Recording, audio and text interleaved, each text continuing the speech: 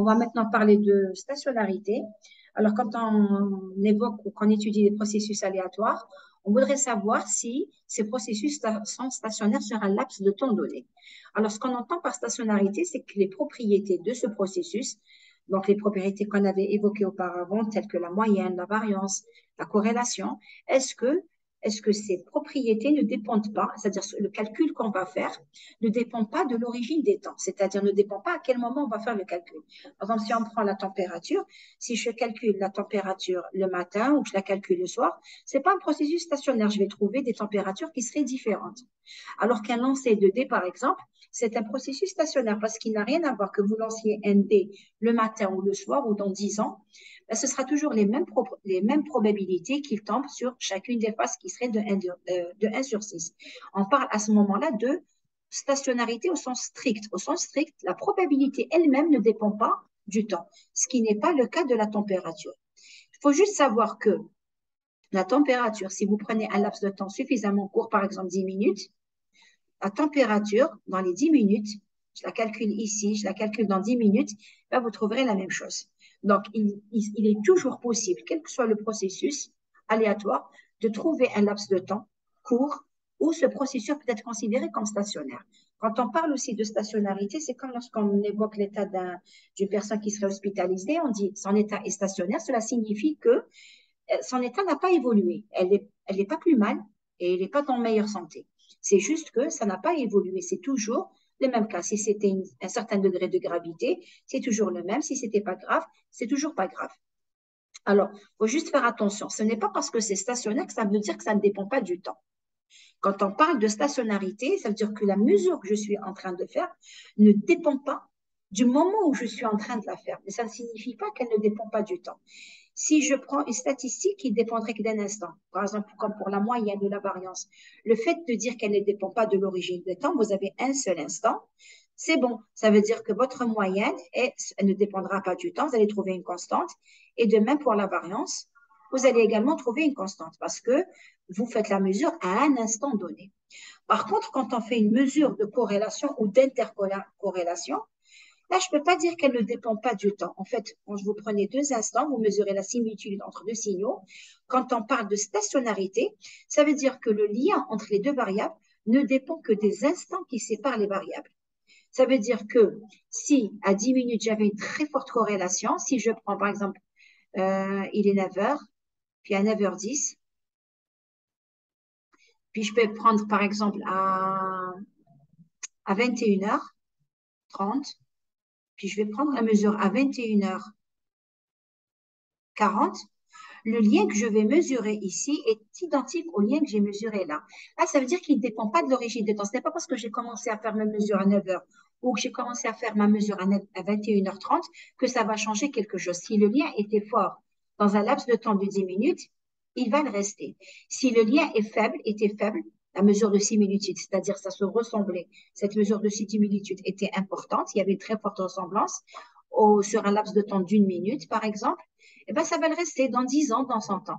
Voilà ce qu'on entend par stationnarité quand on parle d'une statistique d'ordre 2. Statistique d'ordre 2, c'est-à-dire que ça sous-entend que le lien qui lie les deux variables ne dépend que des instants qui les séparent, pas du moment où vous avez commencé à faire votre mesure. C'est pour ça qu'on dit ici faire attention au fait que ce n'est pas parce que c'est stationnaire que ça veut dire indépendant du temps. Tout dépend des statistiques qu'on est en train d'envisager. Alors, je vais reprendre les exemples qu'on avait. Non, avant de reprendre les exemples, on va parler. Donc, je reprends ici. Donc, quand on parle de stationnarité au sens strict, la probabilité elle-même ne dépend pas du temps, ce qui est le cas de lancer du dé. Donc, il en est de même pour la moyenne qui ne dépend pas du temps parce que c'est une statistique d'entre 1 et l'autocorrélation dépend des instants qui séparent les variables. Il faut juste savoir que souvent, on n'a pas accès à la probabilité. À ce moment-là, on va se contenter que des statistiques d'ordre 1 et d'ordre 2. Quand je dis je n'ai pas accès à la probabilité, ça veut dire quoi? Ce n'est pas parce que je n'ai pas accès à la probabilité que je ne peux pas calculer la moyenne. Par exemple, la moyenne, j'ai un phénomène et voilà, il y a eu plusieurs, voilà, à un instant donné, à un instant TI, ma variable, donc on parle d'une variable aléatoire qui peut prendre plusieurs valeurs. Bien que je n'ai pas accès à la probabilité, je peux quand même estimer la moyenne. On parle d'estimer la moyenne, je ne la connais pas. Parce que pour estimer la moyenne, il faudrait être en mesure de calculer l'intégrale de A, P de A, dA. Mais je suis en train de dire que je n'ai pas la probabilité. J'ai juste une variable que j'ai observée. Il en est de même pour la variance. Vous allez juste faire A moins mu de A au carré. Si c'est discret, dans le cas discret, l'intégrale devient une sommation, dire somme des AI, probabilité des différentes valeurs de A. Donc ici, dans les deux cas, si vous n'avez pas la probabilité, vous n'avez pas la densité de probabilité, vous ne pourrez pas calculer la vraie valeur de la moyenne. Par contre, vous pouvez en faire une estimation. Nous, on sait que la moyenne, c'est juste, je prends ça, plus ça, plus ça, plus ça, et je divise par le total. Je suis en train de faire une estimation. Donc, les statistiques d'ordre 1 que je pourrais éventuellement estimer, si je trouve que c'est une constante, alors qu'est-ce que je vais dire? Alors ici, je vais évoquer, alors selon les ouvrages. Alors, on parle de stationnarité d'ordre 1 et d'ordre 2. Alors, ordre 1, c'est pour dire qu'il n'y a qu'un seul instant qui est impliqué. D'ordre 2, on parle de deux instants. Dans certains ouvrages, vous trouverez que la variance est une statistique d'ordre 2. Alors, et dans d'autres, on vous dira, si c'est un seul instant, un instant, on parlera ici de statistiques d'ordre 1, de degré 1. Ici, on parlera de statistiques d'ordre 1, mais de degré 2. Pourquoi? Parce que la variance, quand vous allez la calculer, c'est l'intégrale de A au carré, P de A, dA moins mu de A au carré. Le degré est lié à la puissance de la variable. Par exemple, quand on calcule le kurtosis sur le skewness, vous avez puissance 3, puissance 4. Sauf que je répète, dans certains ouvrages, quand on parle d'ordre, c'est lié au degré. Moi, je vais adopter celle que j'ai trouvée dans les ouvrages de référence que j'ai utilisés. Donc, je vais me référer au temps. Si la statistique est liée à un instant, je parlerai d'une statistique d'ordre 1. Si la statistique implique deux instants, je parlerai de degré 2. Et puis, d'ordre 2, pardon, et suivant que la variable est puissance 3, puissance 4, je dirai donc degré 3, degré 4, même si c'est une statistique d'ordre 1. Alors, ici, quand donc votre processus est stationnaire d'ordre 1, il ne dépend pas à quel moment vous faites la mesure. Comme ici, vous avez un seul instant, donc il faudrait trouver une constante, que ce soit pour la moyenne ou la variance. Quand on parle de statistique d'ordre 2, elle ne dépend pas de quel moment vous commencez votre mesure.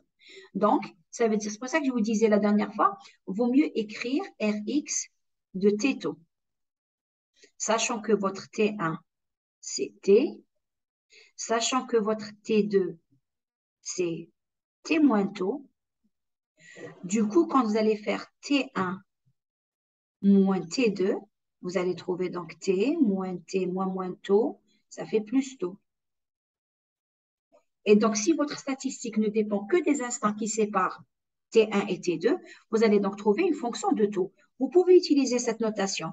Il faudra juste que dans toutes les expressions mathématiques, vous retrouviez que T2 moins T1. Vous ne devez pas retrouver T1 seul, ni T1 plus T2, ni T2 seul. Il faut que tout ce qui implique le temps, vous trouviez T2 moins T1. Mais je préfère à ce moment-là cette notation. Ça veut dire que si je trouve que taux, c'est qu'il est stationnaire d'ordre 2. Si je trouve encore T et taux, c'est-à-dire je trouve le T en même temps, je dirais qu'il n'est pas stationnaire d'ordre 2. Alors souvent aussi, on parle de stationnarité, donc j'ai parlé de stationnarité au sens strict, qui implique que la probabilité elle-même ne dépend pas du temps. Stationnarité d'ordre 1, c'est toutes les statistiques qui impliquent un seul instant. Statistiques d'ordre E, ce sont toutes les statistiques qui impliquent deux instants. Et quand on parle de stationnarité large, en fait, parce que justement, je n'ai pas toujours accès à la probabilité, je me contenterai de vérifier que la moyenne est une constante et que la corrélation ne dépend que des instants qui séparent les deux instants qui séparent la différence entre les deux instants, T1 et T2. Alors, on va vérifier tout ça par rapport à l'exercice qu'on avait vu, les trois exemples qu'on avait vus la dernière fois.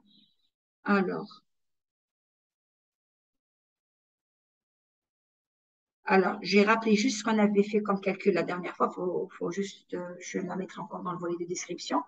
Quand on avait calculé la moyenne de ce processus, on a dit que c'est un processus. Pourquoi? Parce que vous avez le temps et vous avez deux variables aléatoires. Il suffit d'une variable aléatoire et du temps. Je parle d'un processus. On avait trouvé mu x de t, mu de a plus mu de b fois t. Vous avez t. Donc, c'est différent d'une constante. Ça veut dire à chaque fois que t change, la moyenne sera différente. Donc, je dirais qu'il n'est pas stationnaire d'ordre 1. Du coup, vous pourrez même dire qu'il n'est pas stationnaire d'ordre 2.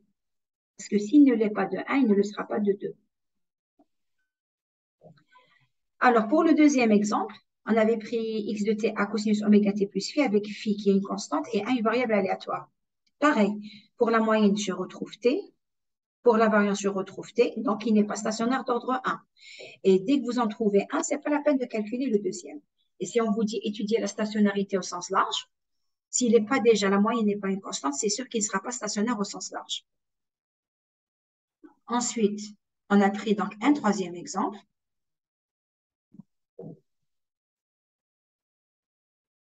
On a juste repris les calculs qu'on avait fait la dernière fois ici. Alors, mu de x est égal à 0, c'est une constante. La variance est a carré sur 2, c'est également une constante. Donc, déjà, il est stationnaire d'ordre 1. Et quand on a calculé la corrélation, en fait, on avait trouvé cette partie-là. Donc, c'était l'intégrale de 2 phi sur 2 fois la période. Donc, ça me faisait 0. Et il me restait que cette partie, T1 moins T2. Nous, on avait remplacé directement T partout. Donc, on avait trouvé ici 2T, 2T plus taux. Et ici, on avait trouvé taux. Et je vois que c'est une fonction de taux. J'écris comme ça, c'est une fonction de taux. Parce que ça, c'est taux. Donc, je vais dire ici, il est stationnaire d'ordre 1, il est également stationnaire d'ordre 2, il est aussi stationnaire au sens large. Pourquoi? Parce que la moyenne c'est 0, c'est une constante. Et la fonction Rx de t taux, on a trouvé une fonction de taux. Il n'y avait pas de lieu de t. Donc, ceci implique que mon processus est stationnaire au sens large. Alors, ces processus qui sont donc stationnaires au sens large, je peux, alors, avant d'arriver on va faire un exercice. Donc, alors, je vais juste effacer ça. Donc, j'avais prévu de faire.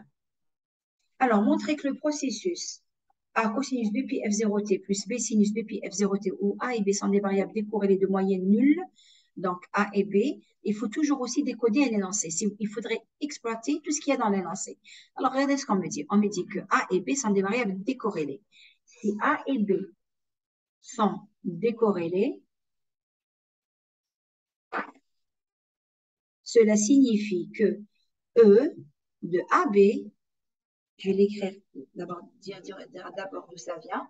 Ça signifie que C de AB égale à 0. Et C de AB, c'est E de AB moins mu de A fois mu de B. Si vous l'écrivez en général, normalement, vous avez ici un conjugué. Puisque ça, c'est nul, ceci implique, donc quand ils sont décorrélés, que l'espérance du produit, bon, ici, c'est pas des produits, on m'a dit que c'est des variables aléatoires, je suppose ici réelles, donc je ne vais pas écrire conjugué, et donc ça me fera mu de A fois mu de B.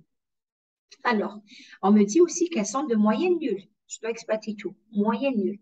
Ça signifie tout deux, c'est-à-dire mu de A égale à 0 et mu de B égale à 0. Et on me dit qu'elles sont de variance unité. Ça veut dire que sigma A au carré, c'est 1.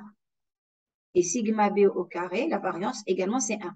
On parle d'une variable centrée et réduite. Quand on dit centrée, ça veut dire que sa moyenne, ça signifie que c'est centré. Et quand la variance c'est 1, on dit d'une variable qu'elle est réduite. Alors, on me dit de montrer que le processus est stationnaire au sens large. Pour ce, qu'est-ce que je dois faire? Je dois d'abord calculer mu de x de t.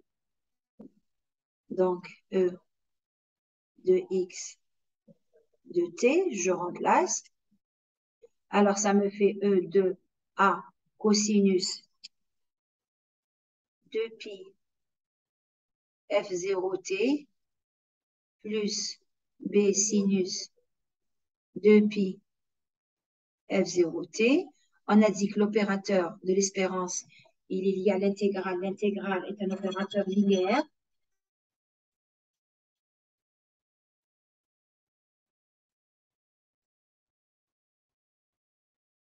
Donc, ce qui me donne, on peut sortir donc hors du tout ce qui n'est pas aléatoire.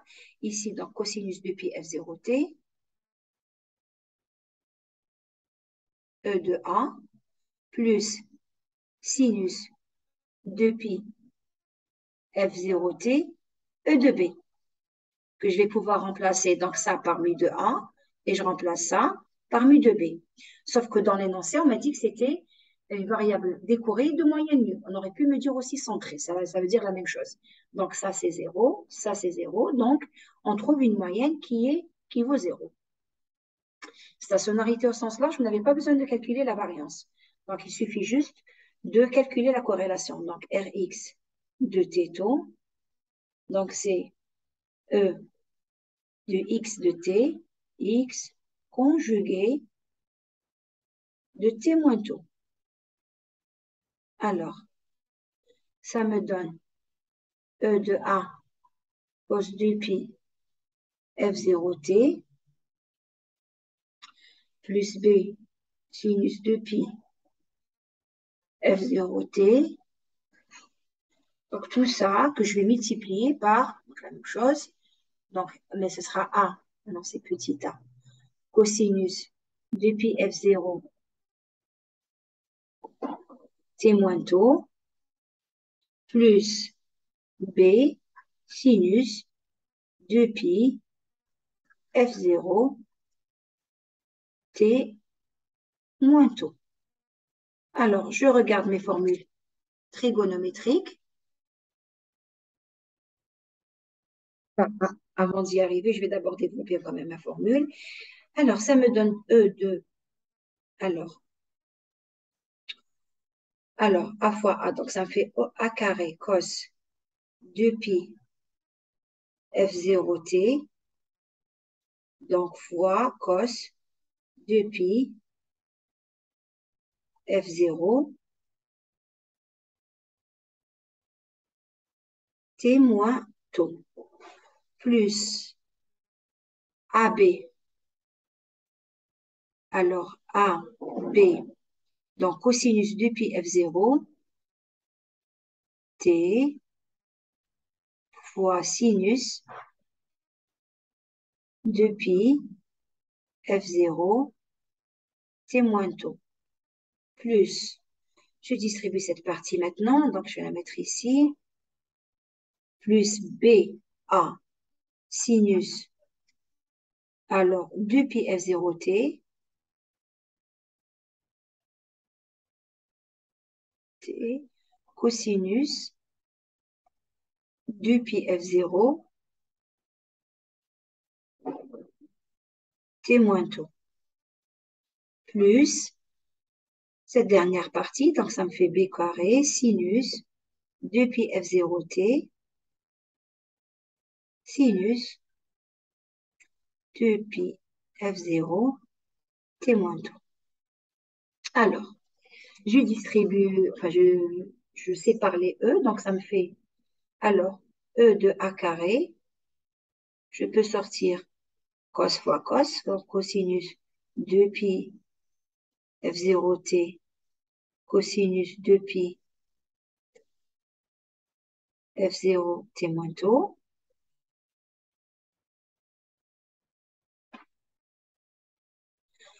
Alors, j'ai une parenthèse ici. Je vais faire la même chose pour celui-là, plus qui n'est pas sorti ici, plus E de B carré. Lui aussi, c'est un sinus 2pi f0 t sinus 2pi f0 t moins taux, plus E de AB, fois une certaine quantité, je ne vais pas l'écrire, donc E de AB fois cette quantité, je vais l'appeler alpha, donc fois alpha, plus E de BA, ce qui est aussi E de AB, fois une certaine quantité bêta. Pourquoi je ne vais pas les réécrire? Parce qu'on a vu que E de AB, c'est le produit des moyennes. Donc ici, cette partie, je peux la remplacer par mu de A fois mu de B, puisqu'ils sont décorrélés. Tout comme pour cette partie, je vais la remplacer par mu de A fois mu de B, puisqu'ils sont décorrélés. Et or, le processus A, enfin la variable aléatoire A est centrée, la variable B aussi est centrée. Il me suffit d'une. Donc ça me fait 0 fois 0, Et ici, ça me fait 0 fois 0. Donc, en fait, il me reste que cette quantité. Et cette quantité, qu'est-ce qu'on m'a dit? On m'a dit que la variance de A, c'est 1 et la variance de B, c'est 0. On avait parlé de ça la dernière fois. Donc, E de A carré, ce n'est rien d'autre que mu de A carré plus sigma A au carré. De même, E de B carré, c'est la puissance, c'est la moyenne au carré plus la variance. Or, la moyenne est nulle. Donc, il va me rester la variance. Ici, la moyenne aussi est nulle. Il va me rester la variance. Et on m'a dit que ça vaut 1. Donc, ici, toute cette quantité, je vais la remplacer finalement par 1. Tout comme cette quantité, je vais la remplacer finalement par 1. Ce qui me donne au final cos 2pi f0t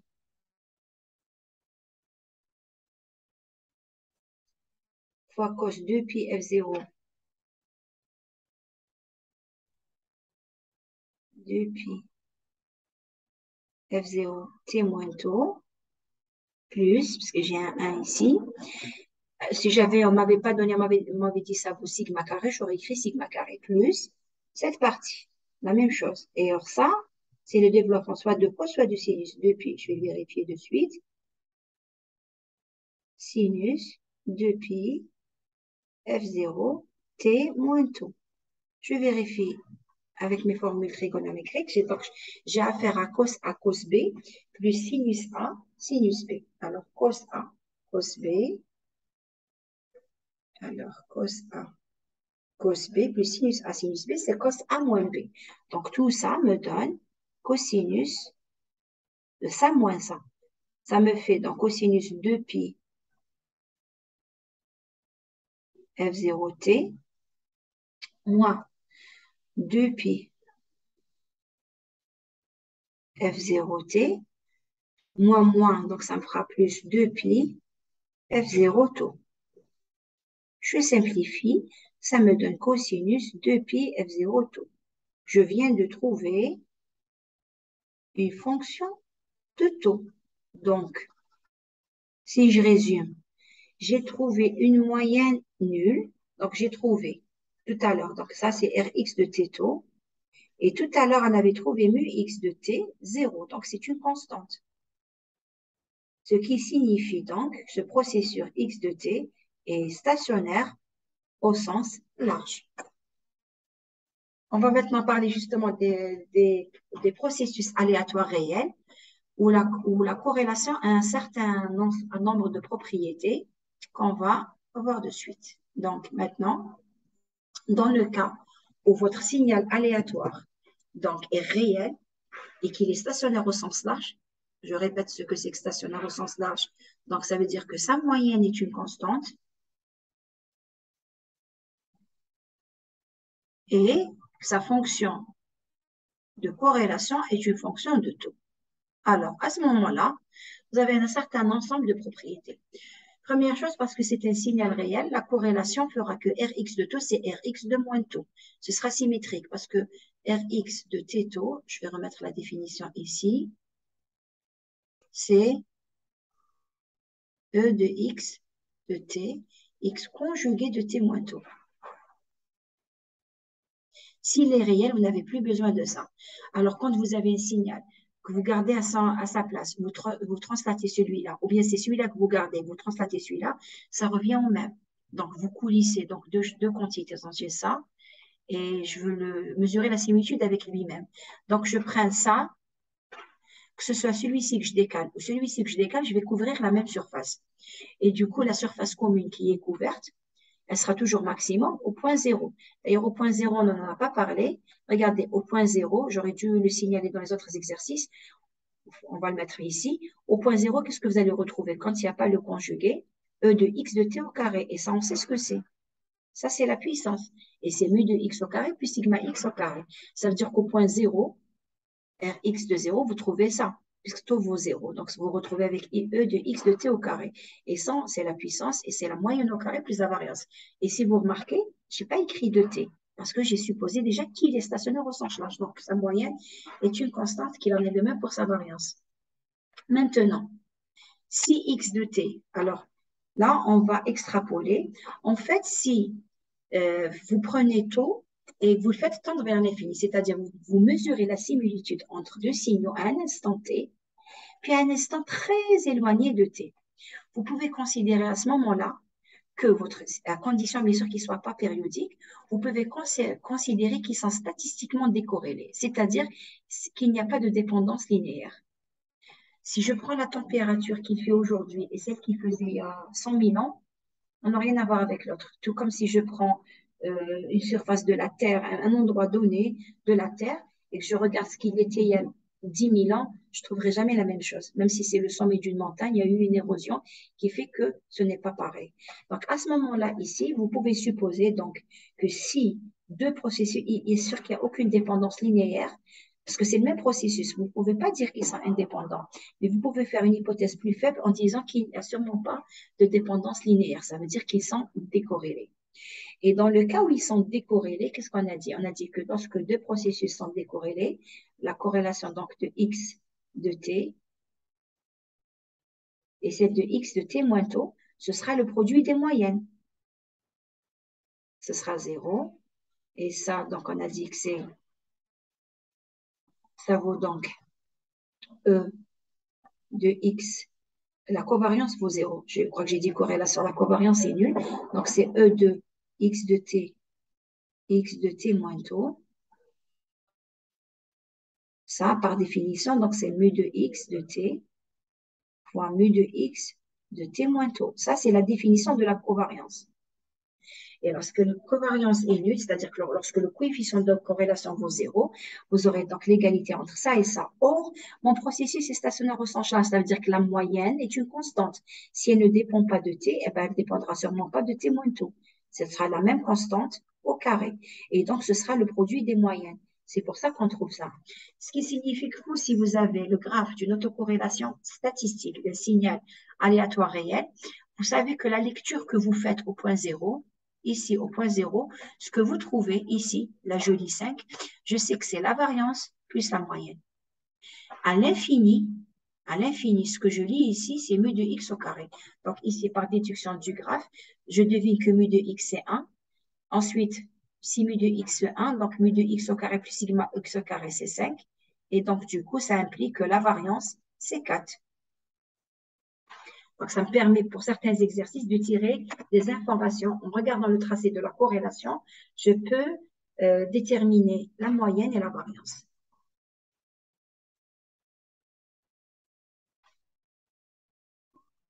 Alors, jusque-là, on n'a vu que le cas continu. Donc, on va parler maintenant du cas discret.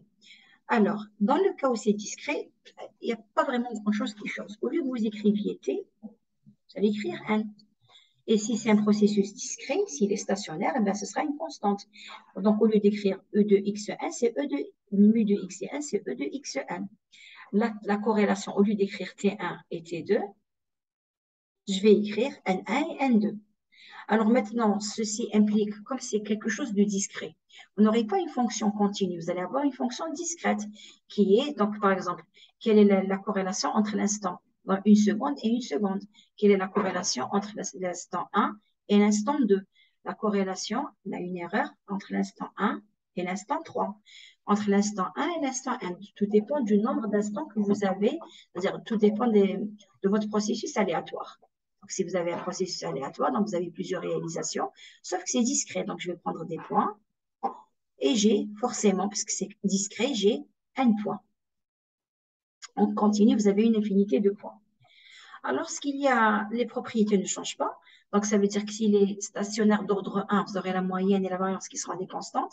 Donc ici, je suis en train de parler du cas où c'est stationnaire d'ordre là, au sens large. Donc je me contente juste de la moyenne. La moyenne est censée être une constante, elle ne va pas dépendre de n. Et la variance devrait dépendre de n1 des instants qui les séparent, soit n1 moins n2. Donc ici, de la même façon qu'on avait écrit, j'aurais pu écrire ici n et k, en supposant que k est l'instant qui sépare n1 et n2. Et bien sûr, quand vous allez calculer la corrélation, comme vous ne pouvez pas calculer une variable continue, vous allez calculer la corrélation entre différents instants de votre processus. Alors, vous remarquerez que Rx de 1, qu'est-ce que c'est? Ça veut dire que je suis en train de parler de l'instant 1 avec l'instant 1. Or, on avait vu que si vous mettez le même instant, vous retrouvez tout simplement E de x, si c'est le même instant. Je vais écrire x de n au carré. E de x de n1 au carré, c'est justement, on sait ce que c'est. E de x de n1 au carré, c'est directement la variance de xn1 au carré, c'est donc la sigma x, je ne vais pas écrire xn, puisqu'on n'écrivait pas avec le temps, plus mu de x au carré. Là, je suis en train de calculer donc la variance, la corrélation. Donc ici, si ma corrélation, c'est pour le même instant, c'est-à-dire ma variance, je suis en train de dire qu'il est stationnaire au sens large, donc il ne dépend pas du temps. Ça veut dire que le lien entre la variable entre 1 et 1, ça veut dire que c'est comme si vous aviez pris taux qui est égal à 0. Et c'est comme si vous aviez aussi pris k égale à 0. Or, on a dit que ça ne doit pas dépendre de l'origine des temps. Donc, le lien au même instant est toujours le même, que ce soit à l'instant 1 ou à l'instant 2, à l'instant 3, à l'instant n, ben, ce sera toujours le même. Ce que vous allez trouver E de xn, c'est sigma, la variance au carré, plus la variance, plus la moyenne au carré. Pourquoi? Parce que je suis supposé que mon processus est stationnaire au sens large. Il ne dépend pas de l'origine des temps. Donc, à tout moment, vous allez trouver cette quantité. Ensuite, quand on a dit, il ne dépend pas. On a dit que le lien entre deux variables ne dépend que des instants qui les séparent. Donc ici, ils sont séparés par 0, c'est le même instant. OK, donc je trouve la même chose. Ça veut dire que toute la diagonale, c'est la même valeur. On va aller plus loin. On a dit que le lien entre deux variables ne dépend que des instants qui les séparent. Ici, qu'est-ce qui les sépare? Ce qui les sépare ici, c'est, on va dire moins 1. De la même façon ici, ce qui les sépare entre ces 2 et 3, c'est également, donc j'ai fait ça moins 1. Moins 1. Quand j'arrive à la valeur qu'il y a là, c'est n-1, n. Je fais ça moins ça fait moins 1. On a dit que le lien entre deux variables ne dépend pas à quel moment vous avez commencé à faire vos calculs, mais juste des instants qui les séparent. Ça, c'est moins 1, ça, c'est moins 1, ça, c'est moins 1. Donc, je vais également trouver la même valeur. Alors, pourquoi ici, j'ai mis 1 et pas moins 1? On a dit qu'on est en train de parler d'un processus réel. Et quand c'est réel, Rx de k égale Rx de moins k, puisque c'est réel. Donc, ça veut dire que les instants qui les séparent, ce soit n2 ou 2a, c'est pareil. C'est-à-dire que la valeur que vous avez trouvée ici, c'est la même que vous allez trouver là. Et elle est la même que vous allez trouver ici et la même que vous avez là. C'est pour ça que, regardez, on obtient donc là, ils sont séparés par aucun instant. Le temps ici, K, le temps qui les sépare est nul. Ensuite, ici, normalement, j'aurais dû écrire moins 1, mais parce que c'est réel, donc on sait que parce que c'est réel, Rx de moins 1 égale Rx de 1. Que vous fassiez un décalage, vous avez deux choses, quantités pareilles. Décaler un petit peu celui-là de ce côté, ou bien c'est celui-là que vous décalez de ce côté, vous trouvez la même chose. Donc, la même chose. Lorsque l'instant qui les sépare, c'est 1, 3. Le prochain ici, c'est 2, 4. C'est la même chose. Ils sont séparés de moins 2. Moins 2 ou 2, c'est pareil. Donc, ça fait moins 2. En fait, on obtient une matrice spéciale qui s'appelle la matrice de Toeplitz, dont toutes les diagonales sont égales. Mais pas que. En plus, elle est symétrique. C'est-à-dire, ce que vous trouvez dans cette colonne est celle-ci. Et ainsi de suite. Et cette matrice s'appelle la matrice de Toeplitz. Pourquoi on est en train de le faire ici? Parce que les signaux qu'on va traiter sous Python ou sous MATLAB ou sous C, c'est des signaux discrets. Donc, vous aurez à calculer cette matrice. C'est la matrice de corrélation. Si vous décidez d'enlever la moyenne, ça s'appellera la matrice de variance-covariance. Là, je suis en train de calculer la matrice de corrélation. Le lien entre covariance et corrélation, c'est que la matrice de covariance, vous prenez ça, vous prenez, au lieu que ce soit, je vais l'écrire ici, donc Rx, c'est E de xn, x conjugué, mais comme c'est réel, je vais mettre moins k. Par contre, quand vous calculez la matrice de covariance, en fait, c'est des variables centrées. Donc, vous allez écrire E de xn moins mu de x multiplié par xn moins k moins mu de x. Voilà la différence. En fait, ce sont toutes des mesures de lien, sauf que dans l'une, pour pouvoir mieux interpréter ensemble notre variable. Donc, je reprends. Parce que mon processus est stationnaire au sens large, la moyenne est une constante, la variance ne dépend que des instants qui les séparent. Dès lors que ça ne dépend que des instants qui les séparent, 1 et 2 sont séparés de moins 1. 2 et 3 sont séparés de moins 1. 3 et 4 sont séparés de moins 1. Donc, je vais avoir la même valeur. Et parce que c'est réel, le moins séparé 1 ou 2 ou 1, c'est la même chose. Voilà comment on va vérifier notre stationnarité quand on le fera sous Python. Donc ici, je vous ai mis juste, ici, je repris juste ce schéma. C'est pour vous dire que donc cette diagonale, c'est les mêmes valeurs. Celle-ci, c'est les mêmes et c'est également les mêmes que celle-là. Parce que justement, 1 ou moins 1, c'est pareil. Ici, ils sont séparés par 2, que ce soit qu'il s'agisse de 2 secondes ou 2 millisecondes. Ils sont séparés par 2 périodes d'échantillonnage, c'est les mêmes que cela. Donc, vous aurez, si vous devez visualiser ça sous forme d'image, vous verrez tout simplement la même couleur ici. Celle qui est là, et c'est celle-ci, et celle qui est là, c'est celle-là. Voilà pour la stationnarité. Alors, la puissance, on en a parlé auparavant. En fait, la puissance, on a dit, c'est E de x de t au carré, c'est aussi Rx de 0, et c'est la moyenne plus sigma x.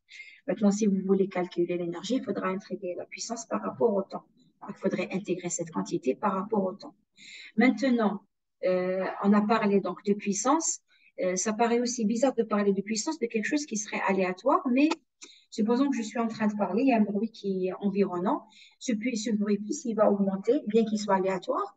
Donc, il y a du bruit, je ne sais pas qui va klaxonner, je ne sais pas qui va sonner à la porte, je ne sais pas si l'une des personnes qui est ici va parler. Donc, du coup, c'est quelque chose qui est aléatoire. Mais plus ce bruit, plus il y aura des personnes qui vont parler, plus le bruit, c'est important. C'est comme le brouhaha quand je suis en train de faire le cours et que j'ai le dos tourné. Par exemple, je suis en train d'écrire au tableau, les gens se mettent à parler et c'est beaucoup plus important que lorsque je fais face aux étudiants. Donc, même si c'est quelque chose d'aléatoire, je peux la quantifier en termes de puissance. Si je peux quantifier la puissance, qu'en est-il? Est-ce que je peux calculer une TF? Est-ce que sa TF a un sens? Alors, si vous prenez plusieurs réalisations aléatoires, c'est ce que j'ai fait ici. J'ai créé un bruit, je pense, je ne saurais pas vous dire peut-être gaussien. J'ai créé un bruit gaussien pour lequel à chaque fois j'ai calculé une TF. Vous voyez ici qu'elles sont toutes. Donc, c'est des signaux réels. Vous avez la symétrie. Et vous regardez, chaque fois que votre réalisation change, effectivement, votre TF change. Et à ce moment-là, je prends laquelle? La première, la deuxième, la dernière. Pourtant, je voudrais pouvoir, bien que ce soit un signal aléatoire, je voudrais pouvoir caractériser ce signal. Quel est son contenu fréquentiel? Alors, vous avez à votre disposition ce qu'on vient de voir maintenant, puisque moi, lorsqu'il est stationnaire, je peux calculer la corrélation. Donc, j'ai une corrélation qui est unique. Alors, à ce moment-là, pourquoi ne pas calculer, puisqu'on sait que nous, la densité spectrale, c'est la TF de la corrélation. Mais la corrélation que je suis en train de prendre ici, c'est celle que j'ai calculée quand c'est une corrélation statistique. Elle a l'avantage d'être unique. Je n'ai pas écrit Rx de t tôt. Quand il n'est pas stationnaire, vous avez différentes corrélations. Rx, vous trouvez une fonction de t et de taux. Ça veut dire à chaque fois que t va changer, quand vous allez intégrer cette quantité, Rx de t taux, exponentielle moins 2 pi j f taux des taux, quand vous allez intégrer par rapport à taux, OK, le taux va disparaître, mais il va vous rester une fonction, alors je vais l'appeler Sx de f et de t, c'est-à-dire à chaque fois que le temps va changer, vous aurez un spectre différent. Or, quand il est stationnaire au sens large, j'ai la fonction de corrélation qui ne dépend que de taux. Et à ce moment-là, je peux calculer sa TF. Et on sait que la densité spectrale de puissance, c'est la TF de la corrélation. Sauf que cette corrélation est statistique.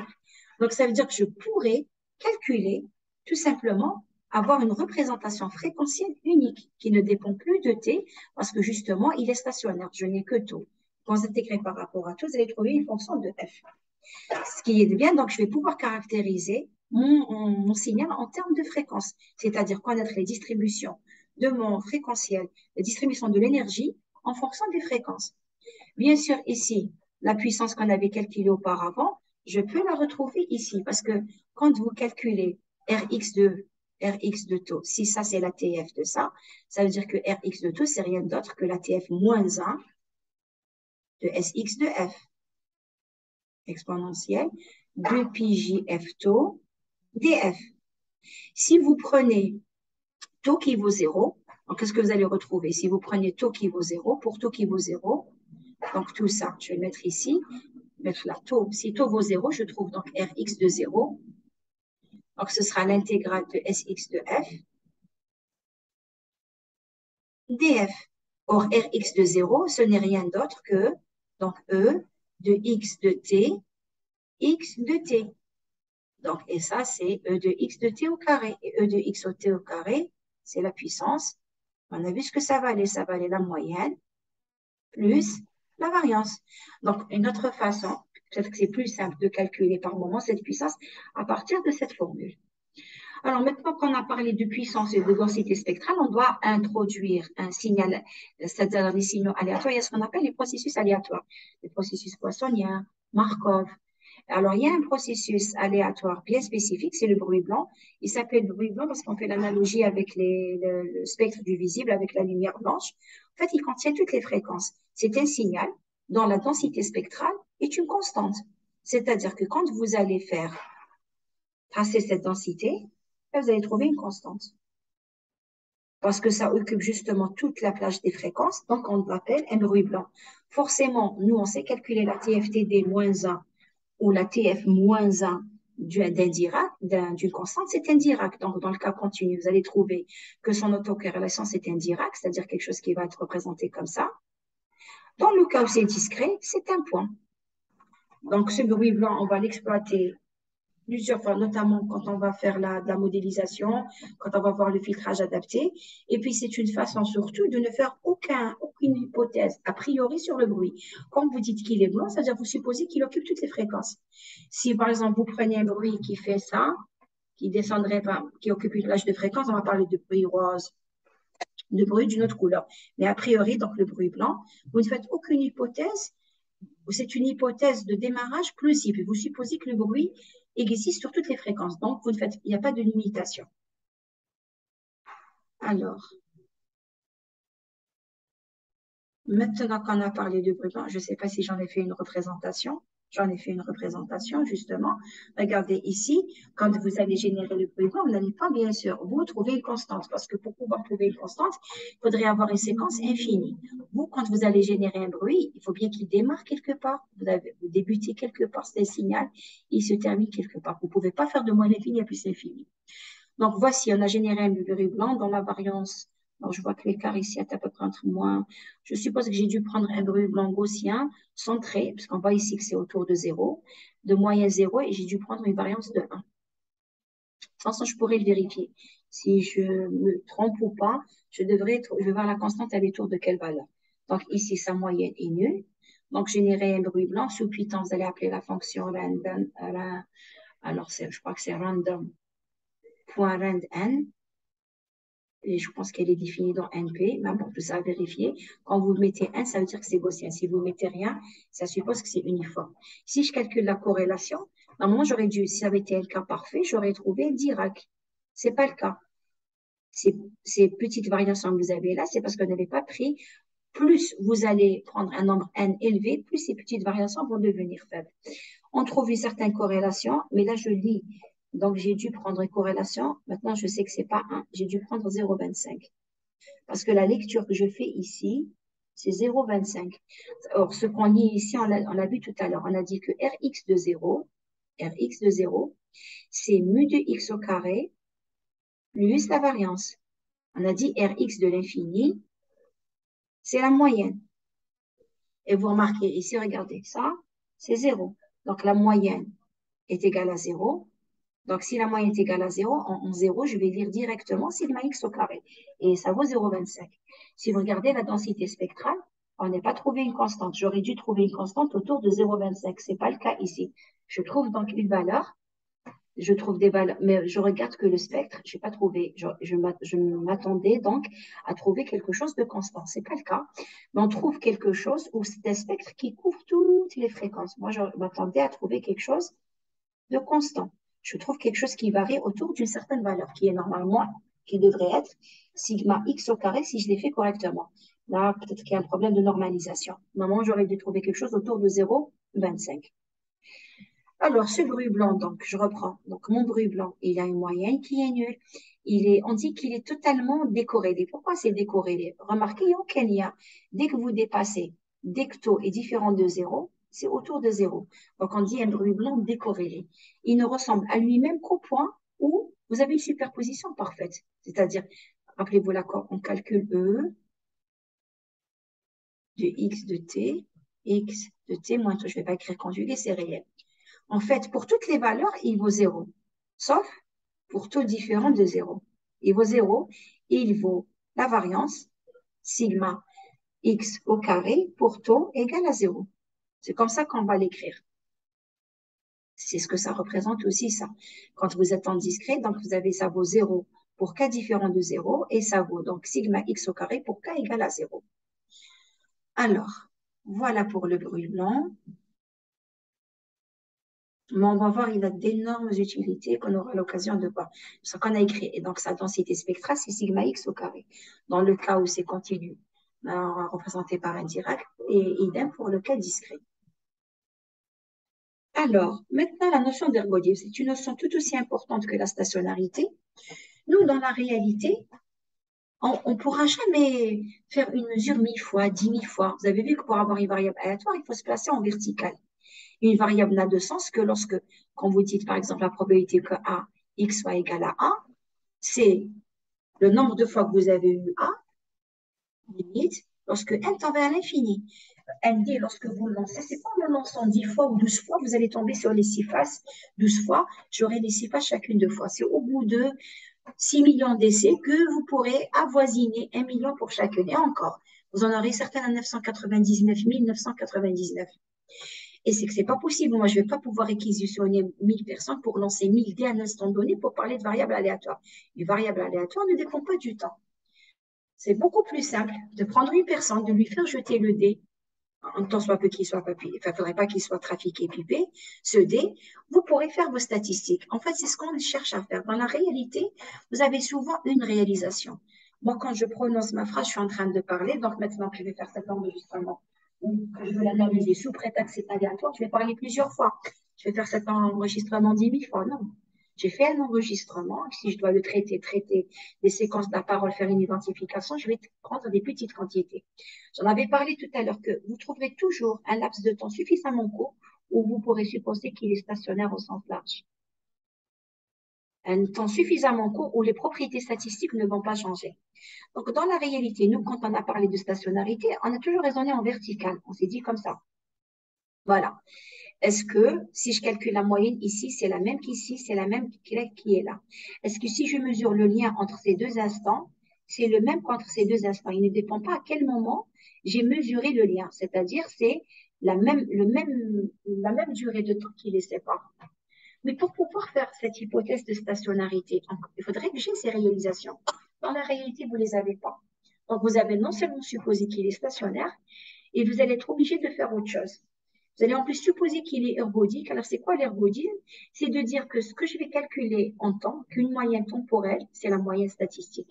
Et que la corrélation temporelle, c'est la corrélation statistique. Ce sont des hypothèses qu'on ne peut pas vérifier malheureusement, parce qu'on n'a qu'une réalisation. Pour pouvoir parler de stationnarité, c'est en vertical. Il faudra avoir plusieurs réalisations. Je ne les ai pas. Je ne les ai pas, je ne les aurai pas. Donc, je vais être obligé de supposer qu'il est stationnaire au sens large, alors sans aucun moyen de vérifier. Et en plus, je vais faire une hypothèse supplémentaire. Supposer que ce calcul, non seulement il est stationnaire au sens large, donc la moyenne statistique est la même, c'est une constante, et qu'en plus, elle est égale à la moyenne que je vais faire temporelle, c'est-à-dire à l'intégrale de x de t dt sur un laps de temps donné. En fait, nous, quand on a calculé, pour tous les exemples qu'on a pris, si vous l'avez remarqué, ce n'était pas des signaux aléatoires, c'était des signaux où j'avais une expression mathématique où je le faisais en fonction d'une variable aléatoire. C'est un processus parce qu'il y avait une variable aléatoire. Mais dans la réalité, vous n'avez pas une expression mathématique. Vous avez une phrase enregistrée, vous avez un signal qui a été émis, un signal qui a été reçu. Et vous allez étudier ce signal qui est donc un ECG, ça peut être un signal sismique. Et ce signal-là, vous n'avez pas créé pour une fonction mathématique. Il est dû à un enregistrement. Donc, il y a eu un capteur qui a mesuré un phénomène réel. Je veux étudier la température, je ne la simule pas. Je fais des mesures de température. Et je vais pouvoir faire des prédictions, dire, tiens, au mois d'octobre, la température est autour de 20 degrés, par exemple. Ou au mois d'août, elle est autour de 45 degrés. Comment je le fais? C'est en faisant plusieurs études, en prenant plusieurs séries, en faisant des statistiques. Et ici, dans l'occurrence, je peux faire plusieurs mesures sur plusieurs années, mais parfois vous étudiez un phénomène, vous n'avez pas à votre disposition plusieurs mesures. C'est vrai que quand je fais de la modélisation de la voix, je vais le faire sur plusieurs mesures. Mais une fois que je veux faire de l'identification, je vais prendre donc cet enregistrement que j'ai, ou par exemple quand je fais comment on appelle ça déjà, du speech to text. Donc vous le faites avec votre téléphone, donc vous parlez, puis vous n'êtes pas obligé vous voulez faire une recherche sur Internet, vous parlez, puis lui, il se met à taper la phrase. Vous n'êtes pas obligé de parler 1000 fois pour qu'il le fasse. Vous faites un seul enregistrement unique. Lui, en fait, qu'est-ce qu'il va faire? Il ne vous demande pas de faire d'autres enregistrements. Il va trouver des laps de temps très courts et il va faire une hypothèse comme quoi, sur ce temps très court, même si vous aviez fait plusieurs enregistrements, vous auriez trouvé la même chose.